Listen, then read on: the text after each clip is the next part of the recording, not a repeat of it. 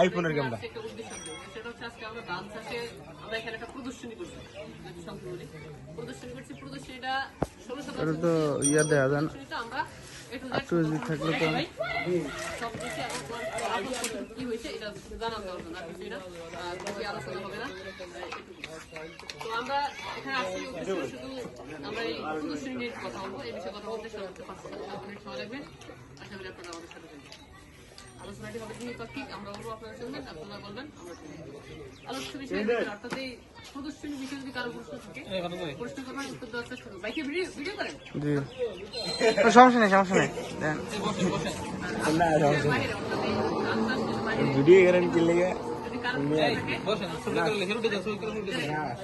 তুমি একটা দোকানদার, তুমি বসো।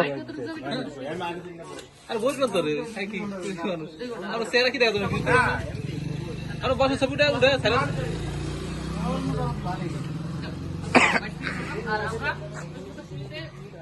ফুল ফসার জন্য তারে স্প্রে করছি। তারে দেওয়ার পরে ফুল ফসা আসছে। এই তারে দুইবার দিতে হয় সিজনে, একবার 35 থেকে 40 দিন, আবার 35 থেকে 40 দিন। এইটা আমরা ফুল ফসা ফুল করা দুইটাই করতে হবে।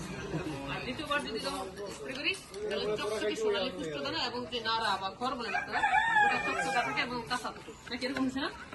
ধান কাটার পর এরকম এবং আপনার ফুল ফসা হয় তাহলে বিঘা প্রতি 3 থেকে 3.5 মণ ফলন বেশি হয়। তো এটা আমার কথাটা কেমন হয়ে গেল না?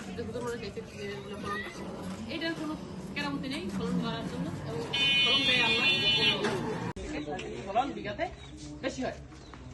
তো এটা দেওয়ার ডোজ হলো প্রতি 16 লিটার মেশিনে 30 গ্রাম দিয়ে ধান যখন 5% ফুলে বেড়ায় তখন স্প্রে করতে হবে। স্প্রে করলে ইনশাআল্লাহ দেখা যাবে আপনার ফলের কারণে ধানটা পুষ্ট দানা হবে।